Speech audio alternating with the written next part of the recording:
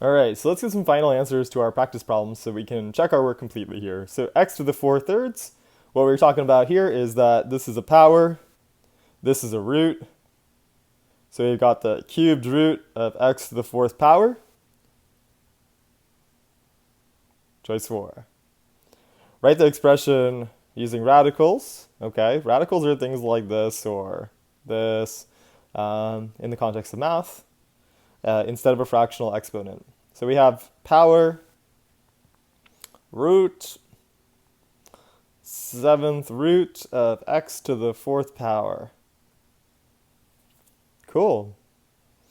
All right, determine, oh my gosh, this is mad work with all these numbers. Oh man, all right. 64 to the 1/3, that's the cube root of 64 to the 1st power. Cube root of 64, I've been doing all day. Cube root of 64, I'm just gonna check back here. Cube root of 64. When we broke it down, the cubed root part gave us just 4.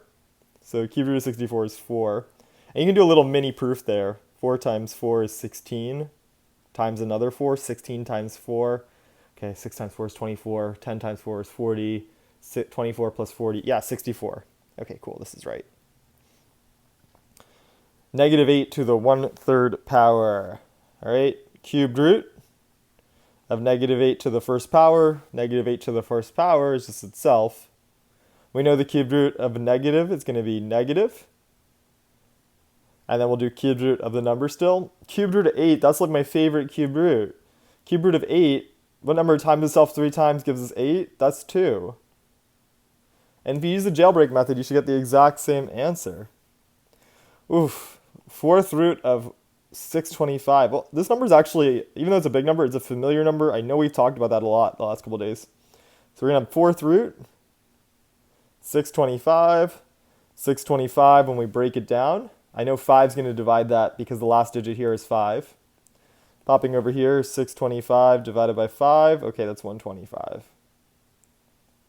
125, last digit's 5. I know 5 is going to divide that.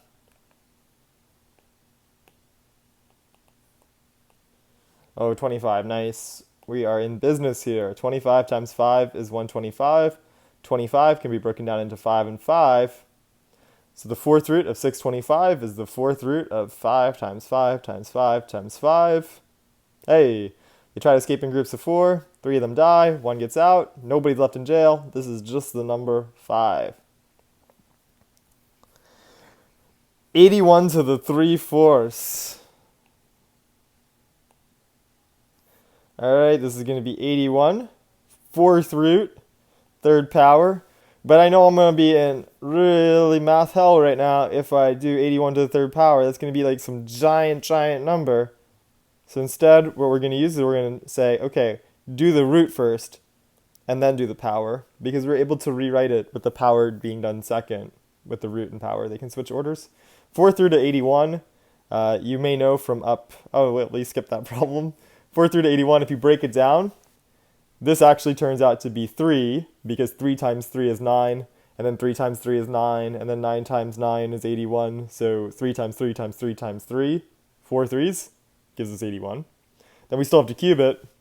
3 cubed, 3 times 3 times 3, 27. I'll be so happy when we get to variables again, because it's much easier than breaking down these numbers. 8 to the 2/3. All right, here we go. 8 squared, cubed rooted.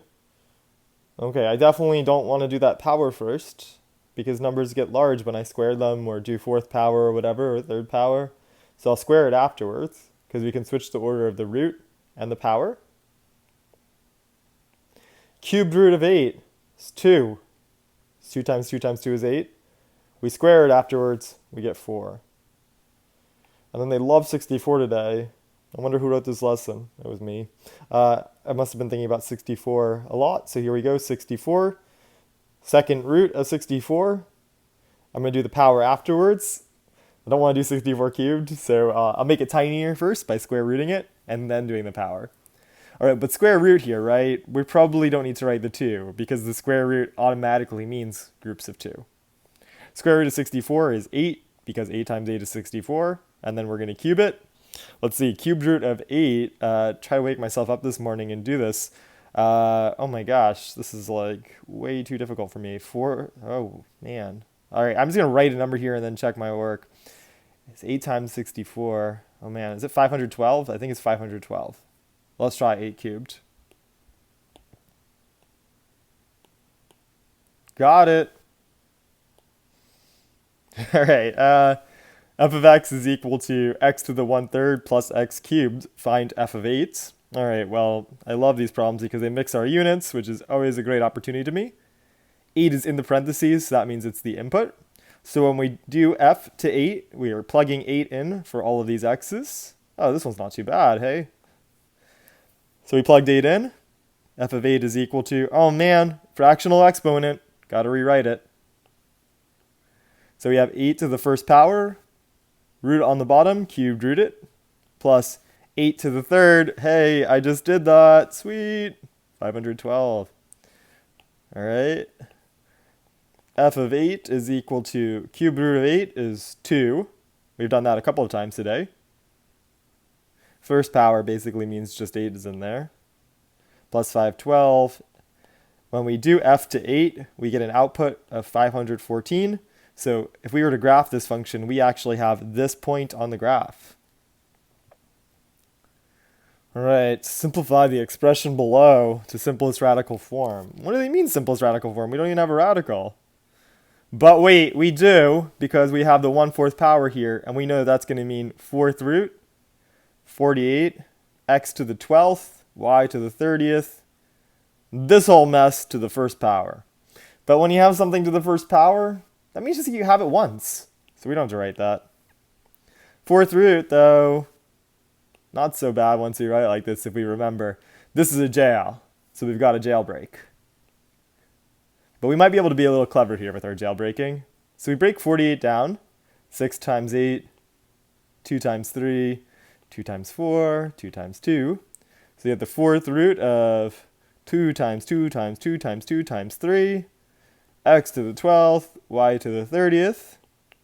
34, and then the 3. Okay, cool, got it. 4th root, they're trying to escape in groups of 4. These 2's are a group of 4. 3 of them die, 1 gets out.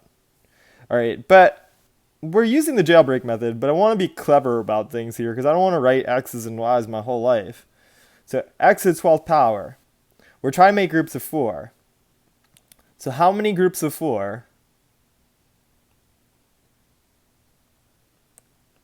can we make with 12 x's? All right, let's see. 12 x's. I think it's going to be 3 groups. Let's see why. So if we have 3 groups and there's 4 members in each group, 3 times 4 does give us 12. So that checks out. So we have 3 groups, no leftovers. With 3 groups of 4, 3 will escape. The other 2 in each group will die. And then for y to the 30th, this one's a little bit tricky. We want to think about this the same way. We want to know how many groups can we make with this. So what I'm just going to do is I'm going to divide that 30 up into groups of 4 using my calculator. I can make 7 full groups. And those 7 full groups will have that will account for 28 of the y's. So we'll have 2 left over to give us the 30. So 7 groups, 2 left over, because the 7 times 4 was 28, and we need to make 30. All right, 7 groups. 7 are going, 7 are going to escape. And then we'll have the 4th root of 3 still in the jail. And then the 2 leftover y's, and there were no leftover x's. Very cool. All right, this one we're not going to actually have time to fully go over, but I can give you the first step. Oh man, okay, well I can't really because my Zoom is messed up here. Sorry, I don't know what, oh there we go, okay. Here's the first step. 1/3 power. So power of 1, root is 3, just like a plant, the root is on the bottom. Cubed root of negative 162, a to the 60th, b to the 14, this whole thing to the first power, but that just means we have it once. Cube root of a negative, Oh man, they love to give us these problems. So we put the negative out front, and then we just do that jailbreak process here, maybe using some clever steps instead of writing out 60 A's and 14 B's. But I'll leave this for you to figure out. I think this is a good one. All right, hope you find this helpful and you're able to check your answers. See you next class.